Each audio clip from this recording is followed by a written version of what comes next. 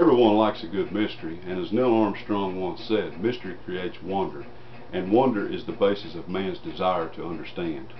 How about a mystery that involves our heritage and even after more than 400 years remains unsolved?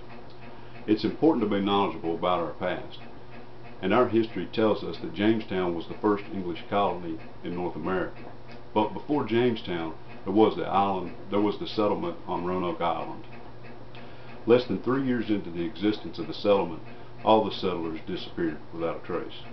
The disappearance of those settlers on Roanoke Island is known as the Lost Colony. Since my first visit to the Outer Banks, I have been fascinated with the story of the Lost Colony. I have read and studied many accounts of the mystery, and I have also attended the outdoor production, The Lost Colony, on Roanoke Island. I will first discuss the settlement of Roanoke Island itself, and then I will discuss the disappearance of the colonists, and finally I will discuss the Lost Colony outdoor production. Before Plymouth and even before Jamestown, there was an English settlement on Roanoke Island. According to Dr. Charles Ewan and E. Thompson Shields in their 2007 essay, Facts and Fiction, Looking for the Lost Colonists, in 1584 the first English explorers arrived at Roanoke Island. Shown on this early map that I have, which I obtained from the educational pages of the lostcolony.org website, Roanoke Island is nestled between North Carolina coast and the present-day Outer Banks, right above my finger, my middle finger there, the red dot. Their timeline also states that on July 13, 1584, the explorers took possession of the island in the name of Queen Elizabeth. At this point, Roanoke Island was claimed by England and deemed to become the first settlement of the New World. Ewan and Shields tell of at least 3 instances over the next 2 years where men were left to build and establish the land. In one instance, 15 men were left to hold the island while ships went back to England for supplies, and when those ships came back, those men had completely disappeared without a trace.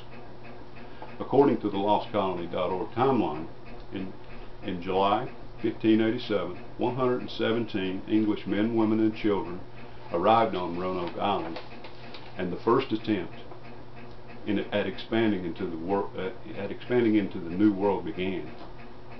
John White was appointed governor of Roanoke and was part of the first crew of men on Roanoke Island to build and establish a settlement. They also referenced the birth of the first English child born on Roanoke Island, Virginia Dare, who was born in the New World on August 18, 1587. Ewan and Shields note that the settlers arrived during one of the worst droughts in history for that region. White soon had to return to England for much needed supplies because they couldn't go grow crops and they were starving. Now that I've discussed the settlement of Roanoke, I will discuss the disappearance of the colonists. As told by Willie Dry in 2010 for National Geographic News, White's return to Roanoke Island was delayed for nearly 3 years.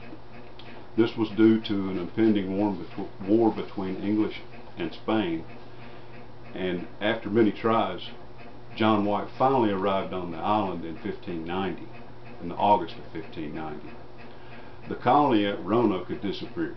There was no sign of the 117 settlers anywhere, and the houses were taken down and the land was overgrown with trees and weeds. Everything had vanished. LostColony.org states that the only clues that were left were the letters CRO carved into a tree, and at the main entrance of the settlement on a post was carved the word Croatan. There are many theories about what happened to the 117 settlers on Roanoke Island. Is it possible that drought and starvation wiped out the colony? Perhaps. Maybe they were killed by native Indians. Both of these are possible scenarios. However, in my research, I have not found any instances where any bodies were ever found. Another theory stated by Dry is that the settlers were killed by Spanish troops who came up from Florida. And yet even another scenario by Ewan and Shields cite that the Indians may have moved inland and intermingled with the native Croatan Indians, which were a friendly group of Indians that they often traded with. Now that we've discussed the disappearance of the colonists, I will speak about the outdoor drama and its annual production that takes place on Roanoke Island. The lostcolony.org website provides information and education about the historical account, and also up-to-date information about the Lost Colony outdoor production. The Lost Colony theatrical production is a drama, song, and dance. It was written in 1937 to commemorate the 350th anniversary birth of Virginia Dare.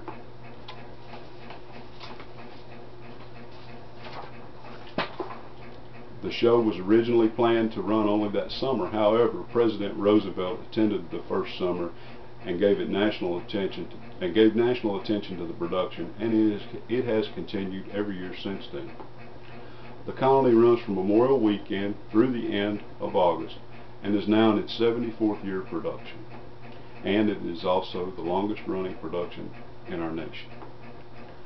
The production of the Lost Colony is a remembrance of the sometimes forgotten English settlement. Today we first discussed the initial settlement of Roanoke Island, second, the disappearance of the settlers, and third, we just discussed the outdoor production of the Lost Colony. With a good mystery also comes the desire to solve it. We may never have the answers to what happened to the Lost Colony. However, while searching for it, we are sure to gain knowledge about our heritage and our past.